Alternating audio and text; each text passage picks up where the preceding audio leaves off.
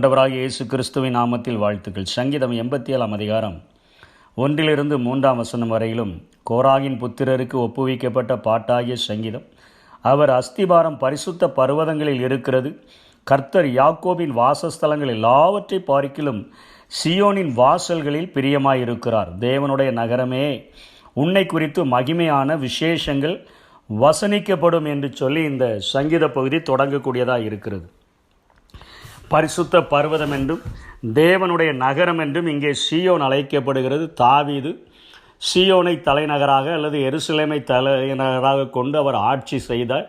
அந்த பொற்கால ஆட்சியை குறிப்பிடக்கூடியதாக இருந்தாலும் 1000 வருட அரசாட்சியிலே என் ஆண்டவராகி இயேசு கிறிஸ்து எருசலேமில் இருந்துதான் அவர் இங்கே இந்த உலகம் முழுவதையும் ஆட்சி செய்ய போகிறார் என்பதையும் வேதம் நமக்கு குறிக்கக்கூடியதாக இருக்கிறது.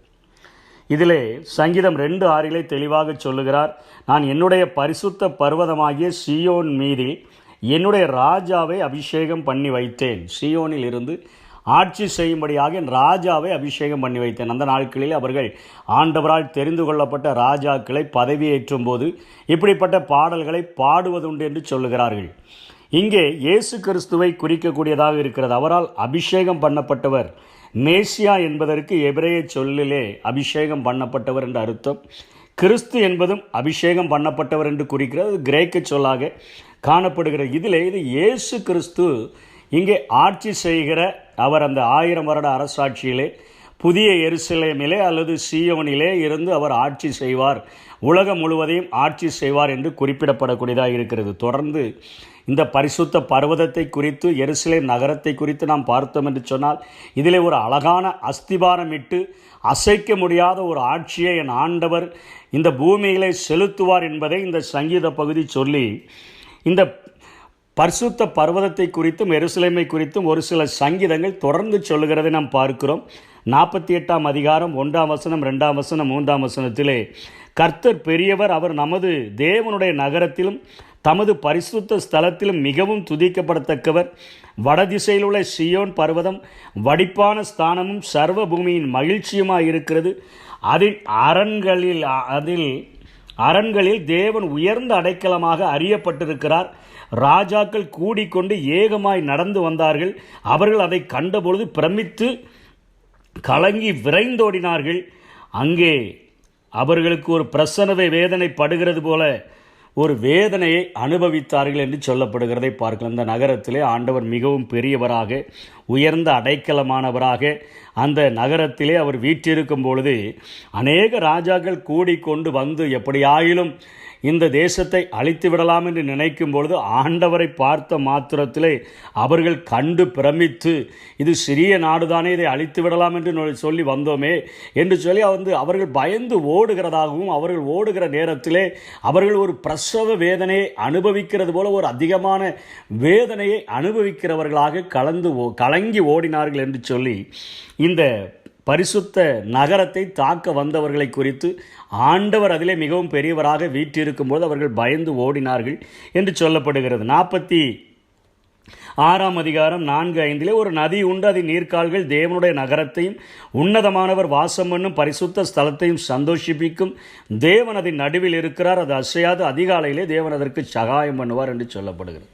76:2 சாலோமில் அவருடைய கூடாரமும் சியோனில் அவருடைய வாசஸ்தலமும் இருக்கிறது. அங்கே இருந்து வில்லின் அம்புகளையும் கேடகத்தையும் பட்டயத்தையும் யுத்தத்தையும் முறித்தார் என்று சொல்லப்படுகிறது.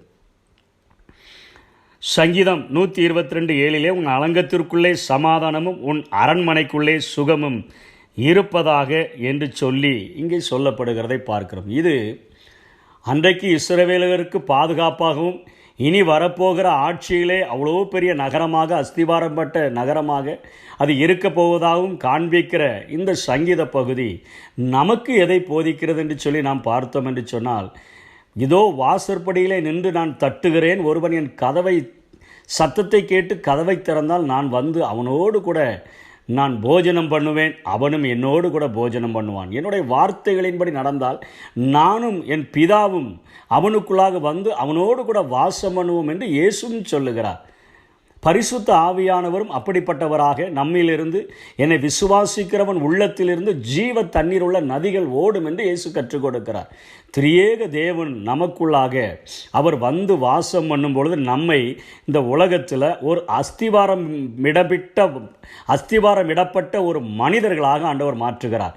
அசைவுறாத ஒரு வாழ்க்கை வாழத்தக்கதாக நம்மை ஆட்சி செய்கிறவராக நம்முடைய வாசல்களில் அவரை திறந்து நம்முடைய இருதயத்திற்குள்ளாக திரியேக தேவனை நாம் அனுமதிக்கும் பொழுது ஆண்டவர் நம்மை அவர் அஸ்திபாரமிட்டு நம்முடைய வாழ்க்கையை கட்டுகிறவர் மாத்திரமல்ல, உளையான சேற்றிலிருந்து தூக்கி எடுத்தேன் என்று சொல்லுகிறாரே, கால்களை கண்மலையின் மேல் நிறுத்தி நம்முடைய அடிகளை உறுதிப்படுத்தினேன் என்று சொல்லுகிறாரே, அந்த ஆண்டவர் நம்மை அஸ்திபாரம் இடுகிறவர் மாத்திரமல்ல, அவர் உலகத்தில் இருப்பவனை பார்க்கிலும் நம்மில் இருப்பவர் அவர் பெரியவராய் இருக்கிறபடினால பூமியில் எவ்வளோ பெரிய ஆட்கள் நம்மை தாக்கும்படியாக கடந்து வந்தாலும் அவர்கள் பயந்து ஓடி அவர்கள் பிரசவ வேதனைப்பட்டு கலங்குகிறவர்களாக காணப்படுவார்கள் என்று சொல்லி அவ்வளோ பெரிய ஒரு பாதுகாப்பை நமக்கு தருகிற ஒரு ஆண்டவர் என்று சொல்லி இந்த சங்கீத பகுதி நமக்கு கற்றுக் கொடுக்கிறதை பார்க்கிறோம். ஆண்டவரை நமக்குள்ளாக வாழும்படியாய் நாம் அனுமதித்தோம் என்று சொன்னால் நம்முடைய வாழ்க்கையை அவர் கட்டுகிறவர் மாத்திரமல்ல, நம்மை பாதுகாக்கிறவராகவும், அதற்கு பின்பாக சொல்கிற நமக்கு எதிரிகள் நம்மை தாக்க வரும்பொழுது அவர்களுடைய வில்லின் அம்புகளையும் பட்டயத்தையும் கேடகத்தையும் யுத்தத்தையும் அவர் முறித்து போடுகிறவராக நம்மிலிருந்து அவர் கிரியை செய்கிறார்.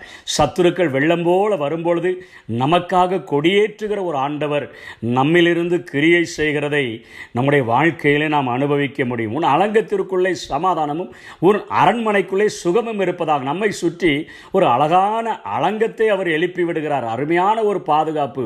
அந்த அலங்கத்துக்குள்ளே சமாதானமும், நம்முடைய வீட்டை அவர் அரண்மனையாக மாற்றுகிறாரே, நம்முடைய சரீரத்தையும் அப்படியாய் மாற்றுகிறாரே, அதற்குள்ளாக ஒரு சுகத்தையும் அவர் கட்டளையிடுகிற ஒரு ஆண்டவர் நம்முடைய வாழ்விலே, நம்முடைய தனிப்பட்ட வாழ்க்கையிலே அவர் கிரியை செய்யக்கூடியவராய் இருக்கிறார் என்பதை இந்த சங்கீத பகுதி நமக்கு தெளிவாக உணர்த்துகிறார். அவருடைய ஆளுகை, அவருடைய பாதுகாப்பு, பரிசுத்த ஆவியானவருடைய அபிஷேகம், வில்லு அம்பு இவைகளையெல்லாம் பட்டயத்தெல்லாம் முறிக்கிற காரியங்கள், இதற்கு மேலாக பலத்தின் மேல் நம்மை பலனடைய செய்து அங்கே சீயோனிலே தேவ சந்நிதியில் நாம் காணப்படுகிறவர்களாக பரலோகத்திற்கு நாம் செல்லுகிற வரையிலும் நம்மை பாதுகாத்து வழிநடத்துகிற ஒரு ஆண்டவராக இருக்கிறார் என்று சொல்லி இந்த சங்கீத பகுதி நமக்கு எழுதி கொடுக்கிறதை பார்க்கிறோம். இங்கே ஒரு கணக்கெடுப்பையும் இந்த சங்கீத பகுதி சொல்லுகிறது. என்ன சொல்லுகிறார்? அங்கே என்னை அறிந்தவர்களுக்குள்ளே ராகாபையும் பாபிலோனையும் குறித்து பேசுவேன். இதோ பெலிஸ்தியரிலும் தீரியரிலும் எத்தியோப்பியரிலும் கூட இன்னான் அங்கே பிறந்தான் என்று சொல்லி எல்லா நாடுகளும், இன்றைக்கு நாம் வாழுகிற தேசம், எல்லா நாடுகளும் பிறப்பு இறப்பு விகிதங்களை அவைகள் பதிவு செய்யக்கூடியதாக இருக்கிறது.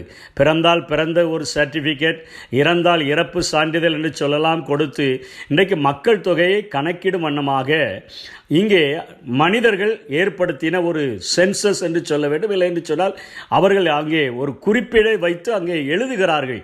நம்முடைய காரியங்களை எல்லாம் நம்முடைய கவர்மெண்ட் அவைகளை எழுதி நாம் பிறந்திருந்தாலும் இறந்திருந்தாலும் அதன் கணக்கை அவைகள் வைத்துக் கொள்ளுகிறது போல ஆண்டவரும் சீயோனை குறித்து இன்னான் அதிலே பிறந்தான் என்று சொல்லப்படும் உன்னதமானவர் தாமே அதை ஸ்திரப்படுத்துவார் என்று சொல்லப்படும். ஆண்டவரும் ஒரு கணக்கெடுப்பை எழுதுகிறதாக பார்க்கிறோம்.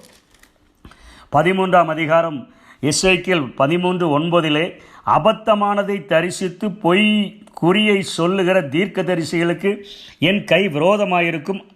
அவர்கள் என் ஜனத்தின் சங்கத்தில் இருப்பதும் இல்லை, இஸ்ரவேல் வம்சத்தாரின் அட்டவணையிலும் எழுதப்படுவதும் இல்லை, இஸ்ரவேல் தேசத்துக்குள் பிரவேசிப்பதும் இல்லை.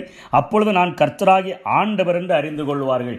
அங்கே ஒரு அட்டவணை இருக்கிறது, வம்சத்தாரின் அட்டவணை. அதிலே அவர் பெயர் எழுதுவதில்லை. அந்த தேசத்திற்குள்ளாகவே நான் அவர்களை விடுவதில்லை. அபத்தமானதை தரிசித்து பொய் குறி சொல்லுகிற தீர்க்க தரிசனம், பொய்யான தீர்க்க தரிசனம் சொல்லுகிறவர்களை இந்த அட்டவணையிலிருந்து நான் நீக்கிவிடுவேன் என்று சொல்லுகிறார். இன்னொரு பகுதியிலே அவர் சொல்லும் பொழுது சங்கீதம் 22ஆம் அதிகாரத்தில் ஒரு சந்ததி அவரை சேவிக்கும், தலைமுறையாக அது ஆண்டவருடைய சந்ததி எனப்படும் என்று சொல்லப்படுகிறது. அவரை சேவிக்கிற சந்ததி, அவர் நமக்குள்ளாக வாழும்படியாய் நம்முடைய உள்ள கதவுகளை திறக்க சந்ததி, அது என்ன சந்ததி என்று அழைக்கப்படும் என்று சங்கீதம் தெளிவாக சொல்லுகிறது. தலைமுறையாக அது ஆண்டவருடைய சந்ததி என்று எழுதப்படும். இதை வெளிப்படுத்தலில் யோவான் சொல்லும்போது சொல்லுகிறார் 21ஆம் அதிகாரம் 27 ஆட்டுக்குட்டியானவரின் ஜீவ புஸ்தகத்தில் பெயரெழுதப்பட்டவன் மட்டுமே அதிலே பிரவேசிப்பார்கள். தீட்டுள்ளதும் பொய்யையும் அருவருப்பையும் நடப்பிக்கிறதுமாகிய ஒன்றும் அதில் பிரவேசிப்பதில்லை என்று சொல்லி இங்கே ஆட்டுக்குட்டியானவரின் புஸ்தகத்தில், ஜீவ புஸ்தகத்தில் அவர் ஒரு குறிப்பேடு பொழுது எழுதி கொண்டிருக்கிறார். அன்றைக்கு இஸ்ரவேல் ஜனங்களுக்கு எப்படி வம்ச அட்டவணையில் ஒவ்வொருவருடைய பெயர்களும் சேர்க்கப்பட்டதோ, பெயர்கள் நீக்கப்பட்டதோ, அதே போல் ஆண்டவர் இந்த நாட்களிலே அவருக்காக உள்ளத்தை திறந்து திரியேக தேவன் நம்மில் வாழும்படியாக ஒப்பு கொடுக்கிற ஒவ்வொருவருடைய பெயரையும் அவர் இந்த நாட்களிலே ஜீவ புஸ்தகத்திலே எழுதி கொண்டிருக்கிறார். இந்த உலகத்தில் எழுதப்படுகிற பெயர்கள் அது சீக்கிரத்தில் இந்த உலகத்தை விட்டு அது கடந்து போகக்கூடிய ஒரு வாழ்க்கை, நித்தியமாய் வாழக்கூடிய ஒரு மிகப்பெரிய ஒரு ராஜ்யத்திற்கு இன்றைக்கு ஆண்டவர் பெயர் எழுதி கொண்டிருக்கிறார். அதை யோவானே திரும்பவும் அவர் சொல்லுகிறார்.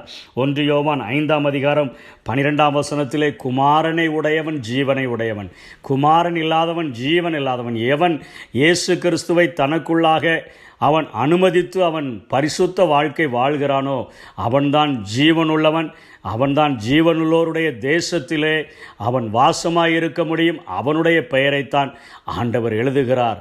அந்த சந்ததி தலைமுறையாக அது ஆண்டவருடைய சந்ததி எண்ணப்படும் என்று எழுதப்படுகிறது. இப்படிப்பட்ட ஒரு பரிசுத்த வாழ்க்கைக்கு நம்மை அழைக்கும் வண்ணமாகத்தான் இந்த வேத பகுதி நம்மை அது அறைகூவல் விட்டு அழைக்கிறது. இதற்கு நாம் ஒப்பு கொடுத்து திரியேக தேவன் நம்மில் வாழும்படியாக நாம் அனுமதித்து வாழ்ந்தோம் என்று சொன்னால் நம்முடைய பெயரும் ஆட்டுக்குட்டியானவருடைய ஜீவ புஸ்தகத்தில் எழுதப்படும். நாம் அந்த நித்தியமாக காலமாக இருக்கக்கூடிய அந்த ராஜ்யத்தினுடைய குடிமக்களாக மாற்றப்பட்டு அங்கே பங்கு பெற முடியும். அப்படிப்பட்ட கிருபைகளை தேவன் நமக்கு தந்தருள்வாராக. ஆமென். இயேசு வருவார், மேகங்கள் நடுவே தன்னோடு சேர்த்து கொள்வார், கூடவே வைத்துக் கொள்வார், என்ன கூடவே வைத்துக் கொள்வார். தானாக